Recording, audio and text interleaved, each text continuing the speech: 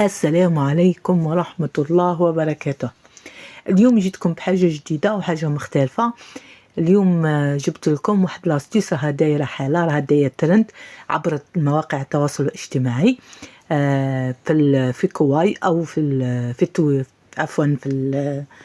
أو عبر المنصات الأخرى، اللي هي الناستيس هي باش المقلة نتاعكم ما تخسرش. انا قلت نجربها معكم وفعلا جربتها، وهذه المره راح نجربها معكم. كما تشوفوا هنا عندنا مقله وعندنا ورق الطبخ. الورق الطبخ راك تشوف فيها حكمته كمشته كاع، وراح درته كاع على شكل كره، وغادي نعاود نحله ونفرشه في المقله، ونحط المقله فوق النار. طبعا راح نحط المقله فوق النار وتشوفوها معايا. كما هنا راني حاطتها فوق النار، راني عاده نقص النار دوك نزيد له وندير المقله تاعنا تسخن ونحط هذا الورق الزبده اللي راكم تشوفوا فيه، نحطه في المقله تاعنا، ومن بعد راح نضيف عليه الزيت ونقلي عادي. هذه لاستيس اللي دارها، باش المقله ما تنحرقناش وما نضلوش نحكو في المقالي تاعنا يخسروه ينحرقوا ونضلوا نحكو فيهم. درنا الزيت غادي نخلوه يسخن، غادي نخلوه يسخن.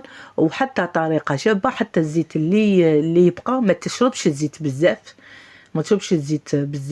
والزيت اللي يبقى نقدروا نصفوه بكل سهوله، ما يديش. هنا انا درت البوراك ينقلى، حبيت باش نجرب معكم، وخليت البوراك محلول باش شتو ديك لافاغس تاع البوراك تنحل وتخرج في المقله وتخرج في الورق الزبده هذا، وهكا البوراك تاعنا يلصق ويتفتت كما راكم تشوفوا هنايا.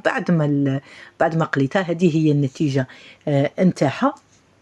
تخيلوا لو كان هذا تفتت لكم وطاح لكم في المقله، كانت المقله تنحرق وتقعد شعل وانتم تحكوا فيها وتتعبوا. شوفوا راح نحو هذا الورق الزبده كما راكم تشوفوا فيه، راح نحوه المقله كما راكم تشوفوا.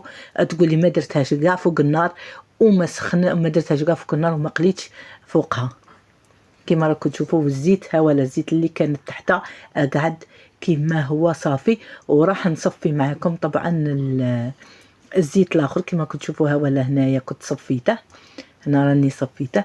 صدقوني انها تجربه رائعه، ما رايحش تندموا عليها. جربوها وما تندموش عليها. فقط خلوا لنا لايك والكومنتار والاشتراك في القناة وتفعيل زر الجرس، هكا باش يوصلكم كل جديد. قولوا صح، هذه لاستيس تستاهل مليون مشاهدة ولا لا؟ ردوا عليا في الكومنتار. شكرا لكم، ونلتقي في الفيديو القادم ان شاء الله.